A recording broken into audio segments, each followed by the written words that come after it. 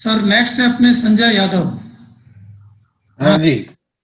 Sanjay ji, audio on करें Sanjay Yadav. Mobile को आड़ा ही रखिए संजय जी। हाँ मोबाइल को आड़ा रखें और ऑडियो ऑन करें। हाँ, संजय कुमार यादव जी। सर उपाध्याय सर, आपके फेस पे लाइट नहीं आ रही है। मेरे फेस पे सर? नहीं नहीं, अब आई? उपाध्याय सर। अब आई? हाँ आप ठीक है सर। हाँ आप ठीक है सर। संजय जी थोड़ा पास में, दूर नजर आ रहा है। संजय कुमार यादव जी, जी। आप तो जी सर। लोग कराने वाले डिपार्टमेंट में इंस्पेक्टर हो। नहीं सर, ऐसा कुछ सुन नहीं रहे है हैं? सर, डराने वाला डिपार्टमेंट नहीं है सर। जी सर, सुन रहा हूँ। सब लोगों को डिपार्टमेंट है, बहुत अच्छी बात है। आपकी एस्पिरेशंस, आपकी महत्वाकांक्षाएं अच्छी हैं। आपका एकेडमिक रिकॉर्ड भी बहुत अच्छा है, 78, 81, 64, 65 जी सर। आपका रिकॉर्ड है। थैंक यू और सर। निश्चित रूप से आप ये बताएं मुझे कि नगर निगम के जो चुनाव हो रहे हैं ना, तो जयपुर में नगर जी निगम के सर। 2 हिस्से करना क्या उचित था? सर जयपुर प्रशासनिक दृष्टि से जयपुर को जो नगर निगम के, जी सर, जो जयपुर को दो प्रशासनिक दृष्टि से दो विभागों में विभक्त किया गया है, हेरिटेज, जयपुर हेरिटेज, और जो जो जयपुर ये सर आउटर है सर इसका, greater greater. Sir, Jaipur greater and Jaipur heritage sir. हाँ जी सर। तो सर दो भागों में विभक्त करने से जो इनका प्रशासनिक व्यवस्था है इनमें, और जो इनमें जो सुविधाएं हैं आमजन के लिए, वो सर ज्यादा आसानी से और अच्छे तरीके से मैनेज हो पाएंगी सर। क्योंकि अच्छा, सर जैसे ही प्रशासन को यदि छोटे छोटे टुकड़ों में बांट के यदि प्रशासन को विभक्त करके यदि किया जाता है, तो सर जो आमजन की समस्याएं हैं और जो क्षेत्र के विकास से संबंधित कार्य हैं सर, वो ज्यादा अच्छे से किए जा ये सकते हैं। नगर निगम बनाने के लिए जनसंख्या की बाध्यता है। कितनी जनसंख्या के ऊपर नगर निगम जी बनाया सर। जाता है?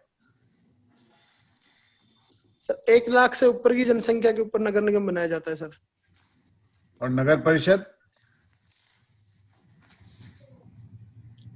सॉरी सर, नगर निगम 5 लाख के ऊपर है। 20,000 से 1 लाख तक नगर परिषद है, और 5 लाख से ऊपर सर नगर निगम है।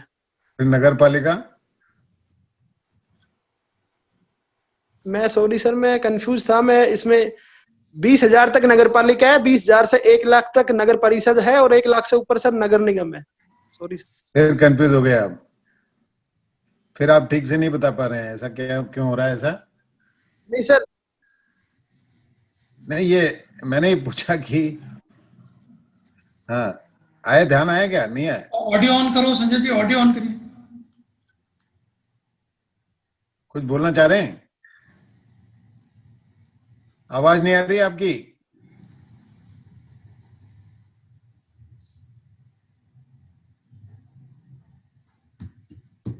संजय, आवाज नहीं आ रही आपकी।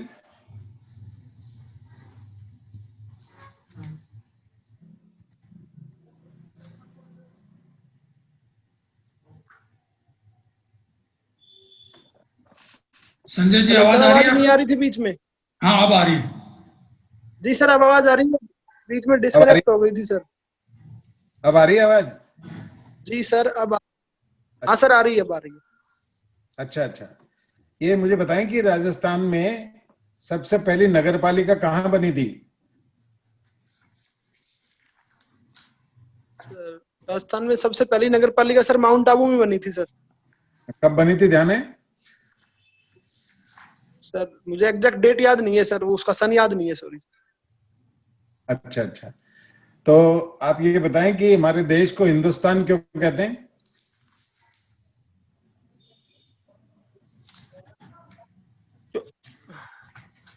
सॉरी सर, मुझे इस बारे में करेक्ट इन्फॉर्मेशन तो नहीं है, लेकिन सर मैं गैस करना चाहूंगा। हाँ करिए। सर जो हिंदुस्तान है वो सर, जो ये जो फॉरेनर सर, मतलब हिंदुस्तान से निकल के बनाया सर, उसके बारे में मुझे एग्जैक्ट इन्फॉर्मेशन नहीं है। सॉरी सर, मैं इस बारे में, मुझे पहले याद था लेकिन मेरे दिमाग से अभी स्लिप है। मैंने पढ़ा था सर एक बार, लेकिन अभी मैं मुझे आपको नहीं बता पा रहा सर। स्टेट्समैन शब्द का क्या अर्थ है? स्टेट्समैन। स्टेटमेंट्स, सॉरी सर मुझे स्टेट्समैन इस बारे में। और डेमोक्रेट, डेमोक्रेट डिप्लोमेट, तो सर लोकतंत्र से रिलेटेड सब। Diplomat, diplomat, diplomat sir, diplomat sir कूटनीतिक के लिए डिप्लोमेट शब्द का यूज किया जाता है सर। तो हिंदी में बता दिया आपने। जी सर, मैं उसका परिभाषा बताऊं सर? डिप्लोमेट की परिभाषा क्या है? सर डिप्लोमेट उस मतलब किसी भी क्षेत्र में उस नीति को डिप्लोमेट कहा जाता है सर, कि जो कि अपने अनुसार या अपने जो लक्ष्यों के अनुसार चीजों को प्रभावित करके उनके अनुसार अपना कार्य करवाए और उनके अनुसार निर्णय ले सर। अच्छा, प्लेटो पढ़ा है आपने? प्लेटो? जी सर पढ़ा है प्लेटो सर। तो प्लेटो के जी बारे सर में पढ़ा है। प्लेटो के बारे में बताएंगे, उसका आदर्श राजा कौन होगा? वो किसको आदर्श राजा बनाना चाहता है? जी सर, सर प्लेटो ने आदर्श राज्य की अवधारणा के अंतर्गत 3 वर्गों में विभक्त किया है सर। तो प्लेटो का जो दार्शनिक राजा था सर, हाँ, जिसके अंतर्गत सैनिक वर्ग, उत्पादक वर्ग और राजा, उसके अंतर्गत 3 वर्गों को डिवाइड किया है। और जो प्लेटो का जो राजा था वो सर दार्शनिक राजा था, जो कि जिसके अंदर कोई भी कमियां नहीं है और सब तरीके से जो सुप्रीम हो, उसको प्लेटो ने दार्शनिक राजा की अवधारणा के रूप में शामिल किया है सर। प्लेटो कितनी उम्र निर्धारित करता है दार्शनिक राजा के लिए?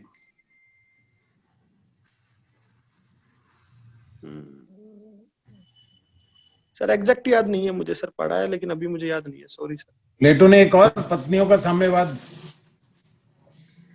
जी सर, की अवधारणा बताई थी, वो क्या?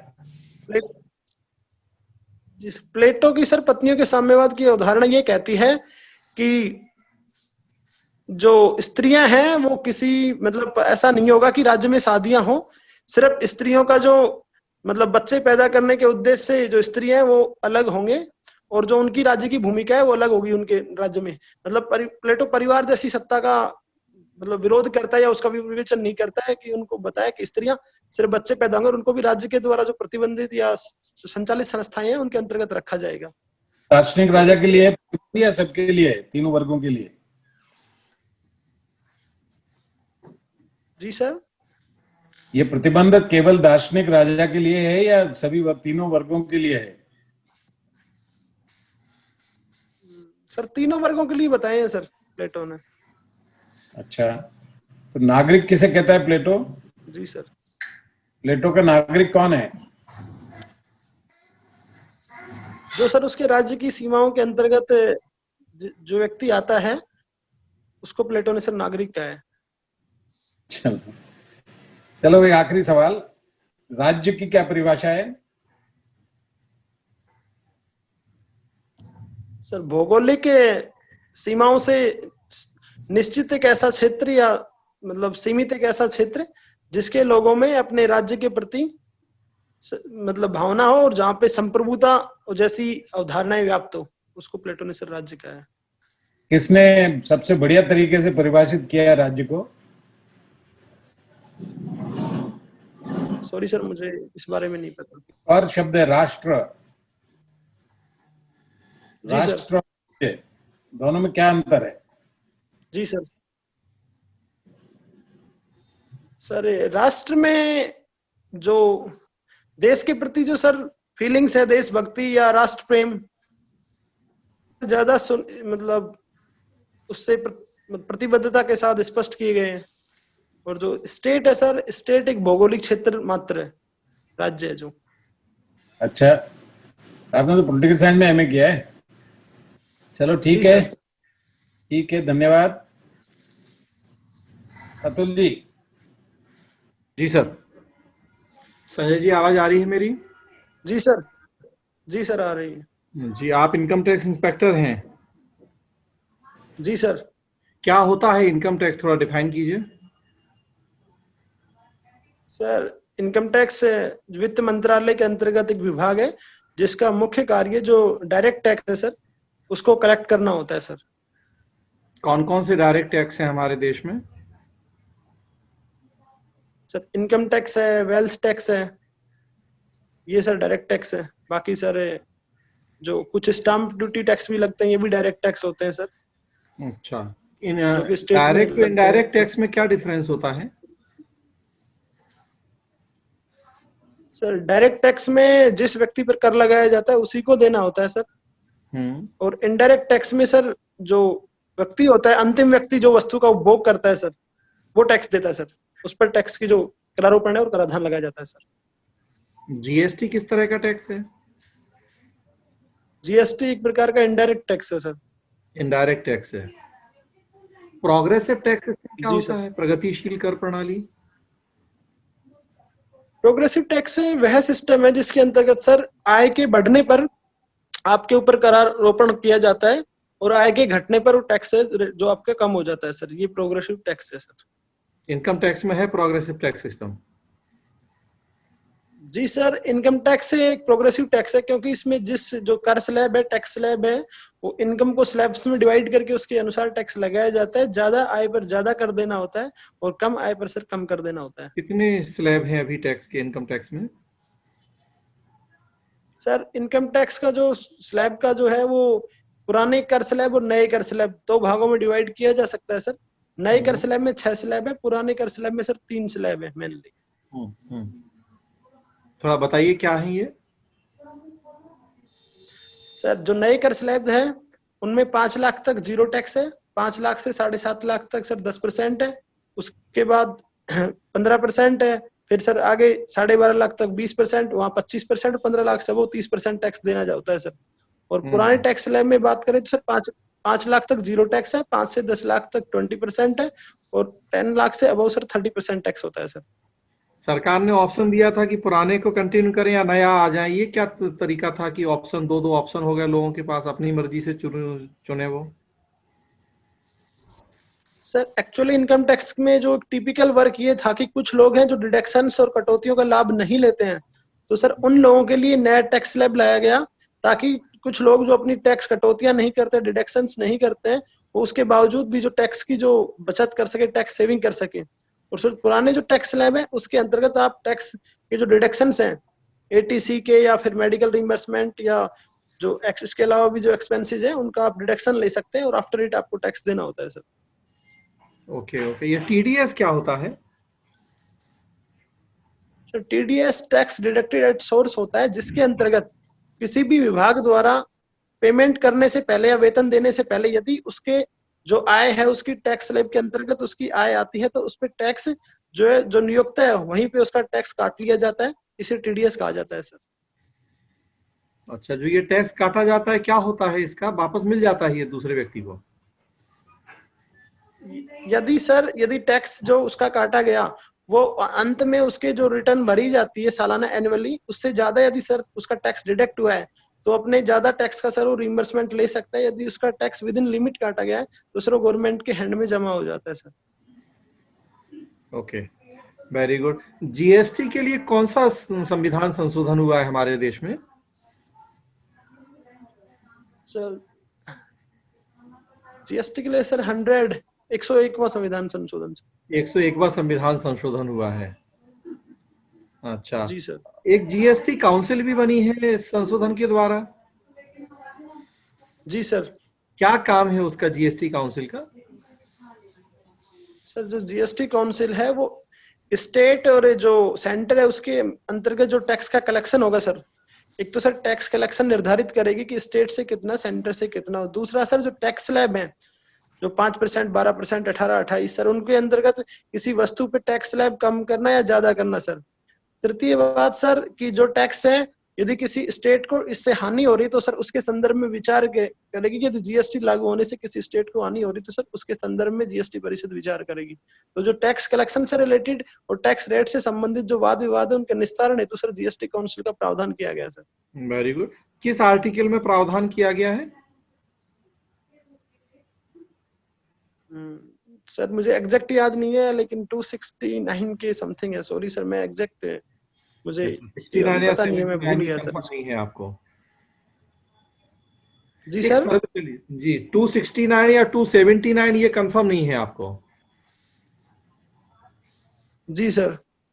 ओके, चलिए, एक सर्विस टैक्स भी हुआ करता था, अब वो खत्म हो गया, वो किस चिड़िया का नाम था? सर यदि कोई सर्विस प्रोवाइड कराते थे सर, उस पे टैक्स लगता था सर, जिसको अब जीएसटी के अंतर्गत समाहित कर दिया गया है सर्विस टैक्स को। यदि कोई सर्विस प्रोवाइडर जो सर्विस प्रोवाइड कराता था सर, उसको टैक्स देना होता था सर। वो किस संविधान संशोधन के द्वारा आया था हमारे देश में? सर मुझे उसके बारे में याद नहीं है अभी, सॉरी सर। के बारे में जानकारी नहीं है। जब सर्विस टैक्स समाप्त हुआ, कितनी दर थी उस समय उसकी? सॉरी सर, जीएसटी कब से लागू हुआ? नॉलेज नहीं। जीएसटी कब से लागू हुआ? जीएसटी सर जी सर 1 जुलाई 2017 से सर संपूर्ण देश में जीएसटी लागू किया गया 1 जुलाई 2017 से लागू हुआ, मतलब सर्विस टैक्स को हटा दिया हमने तब से। जी सर। हाँ, तो उस समय कितनी दर थी वो याद नहीं है आपको? जी सर। अच्छा अच्छा अच्छा, चलिए कोई बात नहीं। पॉलिटिकल साइंस से आपने पीजी किया है? जी सर। जी, ये राष्ट्रपति की जो क्षमादान की शक्तियां, ये संविधान के किस अनुच्छेद में है? सर संविधान के 72 आर्टिकल 72 आर्टिकल में संविधान के तहत दी गई है और क्षमादान की राज्यपाल को? शक्तियां। राज्यपाल को सर 161 के तहत। 161 के तहत है। जो जी राजीव सर। गांधी के हत्यारे थे, उनके क्षमादान से जुड़ा कुछ इशू, कुछ विवाद चल रहा है, आज न्यूज़पेपर में था, थोड़ा सा बताएंगे उसके बारे में मुझे? सर उन्होंने राष्ट्रपति के समक्ष क्षमादान के लिए याचिका दायर की थी सर। तो सर उस संदर्भ में उसका सर मुझे न्यूज़पेपर की तो जानकारी नहीं है, लेकिन सर मुझे यहाँ पे यदि उसका क्वेश्चन है तो मैं सर उसके बारे में क्षमादान शक्ति के संदर्भ में बता सकता हूँ सर, लेकिन न्यूज़पेपर आज का पढ़ा नहीं है सर मैंने। नहीं नहीं, राष्ट्रपति के पास नहीं, राज्यपाल के पास है, और कोर्ट ने कुछ राज्यपाल को कहा है, मैं उस संदर्भ में बात कर रहा हूं आपसे। सर मुझे उसके बारे में अपडेट नहीं, उस केस से पर्टिकुलर केस के रिलेटेड। कोई बात नहीं, राष्ट्रपति और राज्यपाल की क्षमादान शक्ति में क्या अंतर होता है? सर इसमें मेनली दो अंतर है सर, दो डिफरेंस होते हैं जी। एक तो सर जो कोर्ट मार्शल के तहत जिनको सजा मिलती है सर, उनको सिर्फ राष्ट्रपति ही रिबेट दे सकता है सर, राज्यपाल के अधिकार क्षेत्र में नहीं है सर। और यदि सर किसी न्यायालय ने किसी को मृत्युदंड दे दिया है, तो मृत्युदंड की जो सजा है सर उसको कम तो राज्यपाल कर सकता है, लेकिन उसको पूर्णतः उन्मुक्ति सिर्फ राष्ट्रपति ही प्रदान कर सकता है सर। तो ये दो मेजर डिफरेंसेस है सर इनकी क्षमादान से। Very good, very good. जी ललित जी। जी राजेश जी। संजय जी। जी सर। जी म्यूट हो गया आपका माइक।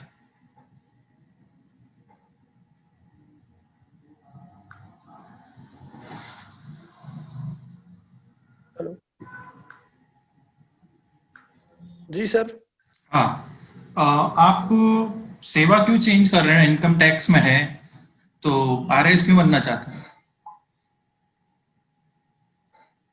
सर जो मेरी जो वर्तमान सर्विस है सर, उसकी तुलना में सर आरएस की जॉब में जो अच्छा वेतन स्केल है, उससे सर सीनियर स्केल की जॉब है, उसकी तुलना में सर जो वर्क की डाइवर्सिटी है और वो चैलेंजेस है सर, वो इस जॉब में ज्यादा है। और सर मुझे वर्क की डाइवर्सिटी और चैलेंजेस पसंद है सर काम के क्षेत्र में।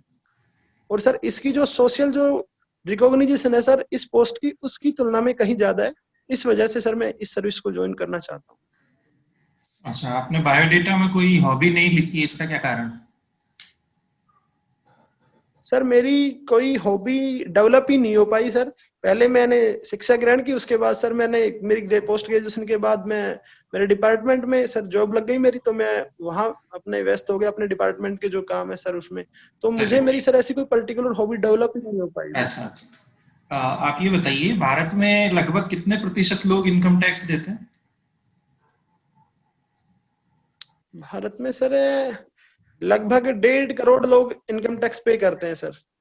अच्छा। आयकर विवरणी भरने वालों की संख्या लगभग 6 करोड़ है, but sir income tax payers हैं सर वो लगभग 1.5 करोड़ है।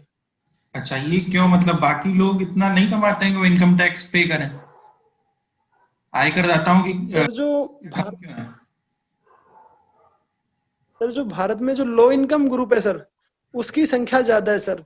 कि जिनकी आय 5 लाख की सीमा से नीचे है सर, उनकी संख्या बहुत ज्यादा है, लेकिन 5 लाख से ऊपर सिर्फ कुछ मतलब जो पेशेवर लोग हैं और कुछ सर गवर्नमेंट के जो लोग हैं उनके ही आते हैं। बाकी ज्यादातर जो कृषक परिवार इंडिया के हैं या ज्यादातर जो लो इनकम ग्रुप्स हैं जो डेली वेजेज पे कार्य करते हैं, उनकी सर इनकम बहुत कम है। इस वजह से भारत में टैक्स पेयर्स की संख्या कम है।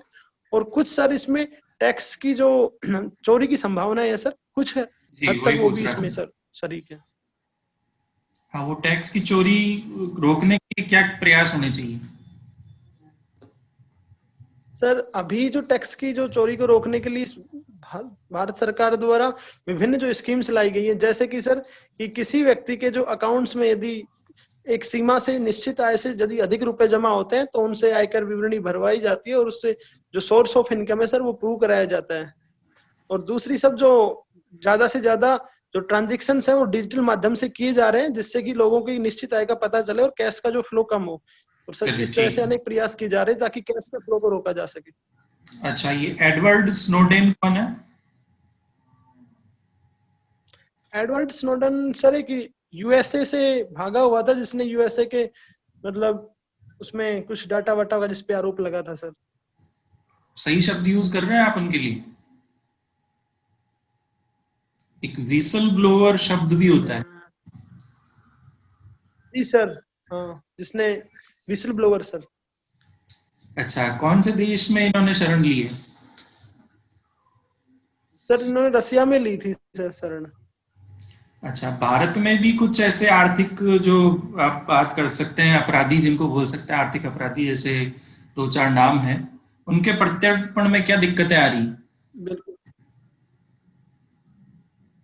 उनके प्रत्यर्पण में सर उन देशों से जो हमारी ट्रीटीज है सर जी। वो इस संदर्भ में कुछ वीक है, उनमें कुछ लूप होल्स हैं जिसकी वजह से सर उनका प्रत्यर्पण नहीं हो पा रहा। कानून की कुछ सर ओब्लिगेशंस है सर।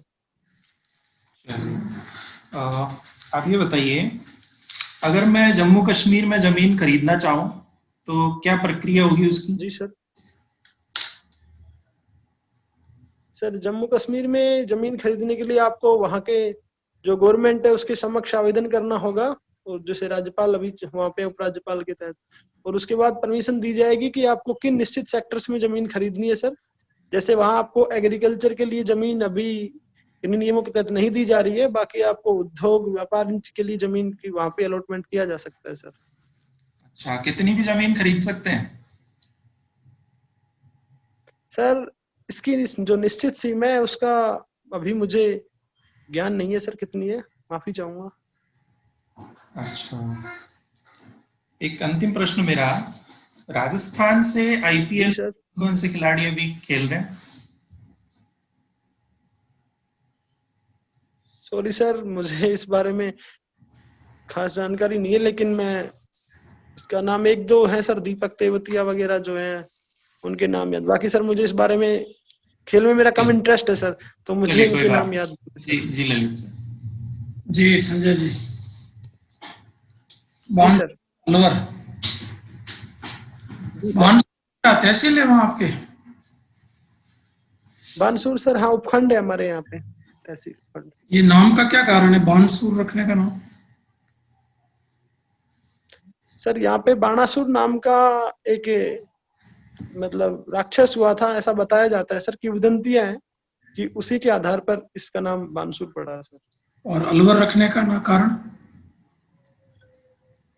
सर अलवर के बारे में सर विभिन्न मत प्रचलित हैं सर, जैसे कि अलवर को वहां पहले हल्दर नाम का कोई राजा हुआ, अलौर इसका हलवा, मतलब कुछ जो जातियां थी जिनको बाद में जिनका नाम रूपांतरण होके अलवर हो गया सर। तो ऐसी कुछ घटनाएं हैं जो अलवर के बारे में उनका नाम अलग अलग है सर। आपका बीए और एमए दोनों जयपुर विश्वविद्यालय से, राजस्थान विश्वविद्यालय से? जी सर। आप बता सकते हैं राजस्थान विश्वविद्यालय की स्थापना कब हुई? जी सर 1957 में सर इसकी स्थापना हुई थी सर। 1947 है शायद सर, ठीक है, 47। कंफर्म नहीं हूँ सर मैं एकदम। और ठीक है, जब स्थापना हुई तब ये किस नाम से स्थापित किया गया था? सर राजपूताना विश्वविद्यालय नाम था इनका इसका। और राजपूताना राजस्थान विश्वविद्यालय कब बना? सर मुझे एग्जैक्ट डेट इसका जो सन है सर याद नहीं, अभी मिस हो रहा है, सॉरी सर। छोड़ दीजिए। अच्छा ये बताइए कि आधुनिक रूप में अलवर की स्थापना किसने की?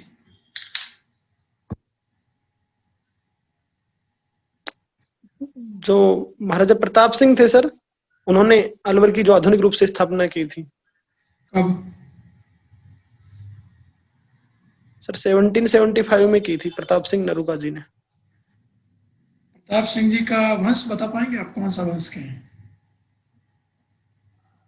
सर ये नरूका शाखा के प्रमुख मतलब राजा थे, वंश तो सर मुझे याद नहीं है। अच्छा बताएं कि अलवर का जो किला है उसको बाला किला कहते हैं। जी सर। बाला किला क्यों कहते हैं, बाला? सॉरी सर, मुझे इस बारे अच्छा में इसका निर्माण बता सकते हैं आप, किसने किया इसका निर्माण?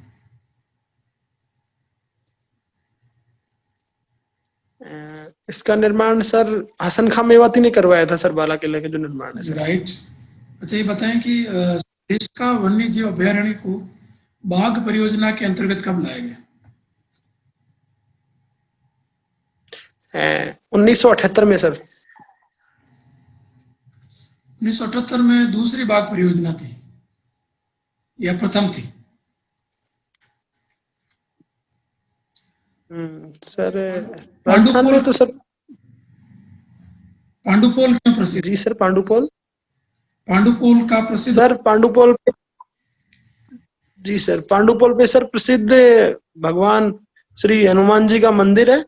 और सर ये घटना है जो महाभारत काल से ही इसका जो टच रहा है और उसी समय से प्रसिद्ध है। इसके बारे में कहा जाता है कि सर जो भीम थे, महाराज भीम, वो रास्ते से जा रहे थे और हनुमान जी लेटे हुए थे, तो उन्होंने अपनी पूंछ उठाने के लिए कहा, तो उस घटना के उनसे पूंछ है जो उठी नहीं, ऐसे उनका घमंड चूर चूर हो गया।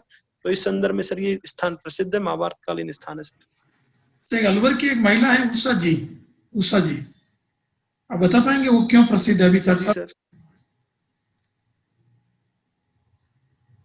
सॉरी सर मुझे इस बारे में जानकारी नहीं। ठीक है। अच्छा बताएं कि अलवर में सोना चांदी तांबे के भी भंडार पाए गए हैं। जी सर। कहाँ पाए गए बता पाएंगे? ठीक है। एक खोआ नामक स्थान है अलवर में, खोआ जी सर। क्यों प्रसिद्ध है? सर वहां पे तांबे की खाने पाई जाए, तांबा निकाला जाता है वहां से सर, और जो भी वर्तमान में शायद। ठीक जी, उपाध्याय सर। हाँ जी संजय यादव जी, आपका जी सर। परफॉर्मेंस बढ़िया है, लेकिन अभी भी कई कमियां आपको खुद को महसूस हुई होंगी। मैं एक दो बातों की जी तरफ सर। इंडिकेट करना चाहूंगा। एक तो जी सर। आपका जो शब्द है उनको थोड़ा स्पष्ट रखें उत्तर देते समय, शब्द का चयन ठीक से करें, और जी सर। जो सब्जेक्ट है उस सब्जेक्ट को पढ़ें थोड़ा। जैसे राज्य है, राष्ट्र है, प्लेटो के बारे में है, और जैसे और भी कई चीजें हैं, जैसे ईगल का राष्ट्रवाद, ईगल का आदर्शवाद भी पूछ सकते हैं, मैकियावेलियन वो थ्योरी भी पूछ सकते हैं, है ना। आज की पॉलिटिक्स को जी सर। देखते हुए मैकियावेलियन थ्योरी कहाँ तक सार्थक है ये पूछ सकते हैं। तो आप तो ये थोड़ा सा पढ़ो, एक बार सरसरी दृष्टि से उनको देखो, जी सर। ठीक है ना। और थोड़ा आई जी कांटेक्ट सर। होना चाहिए आपका इंटरव्यू बोर्ड के मेंबर के साथ आई कांटेक्ट होना चाहिए। आप टेढ़ी इधर मुंह करके बैठते हैं, आपका आई कांटेक्ट नहीं हो पाता है ना।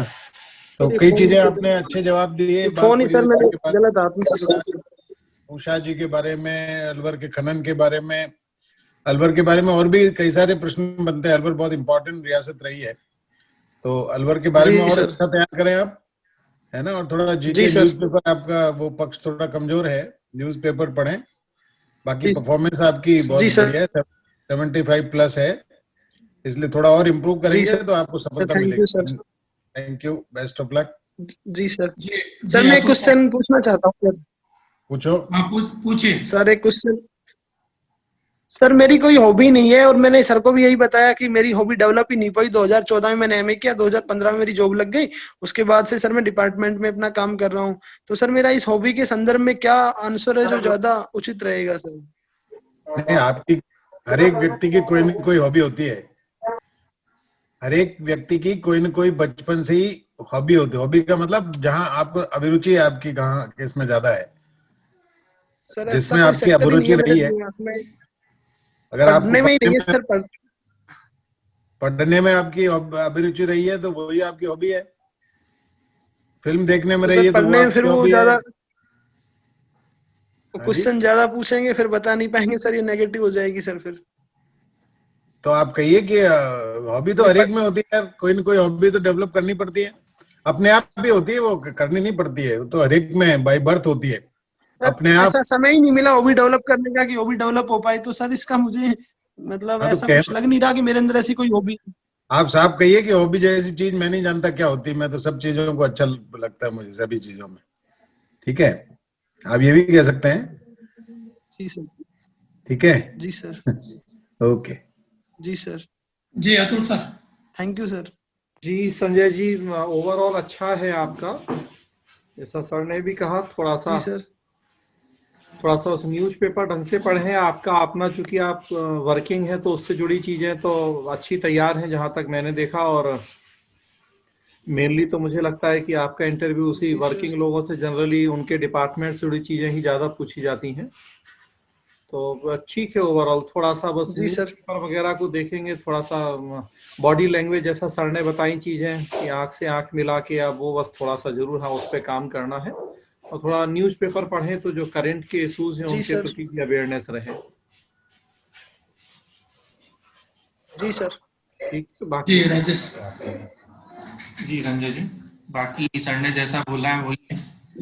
जी सर। बायोडेटा से रिलेटेड क्वेश्चन जी बहुत सर। शुरू से ही पूछे जाएंगे आपसे। इंटरव्यू की शुरुआत ही वहीं से होगी। तो आपके सब्जेक्ट वगैरह हैं, ठीक जी है, सर। और ये आपके जो जी सर। क्वालिफिकेशन है आपने कहाँ से ली है, ठीक है, जैसे राजस्थान यूनिवर्सिटी जी की, सर।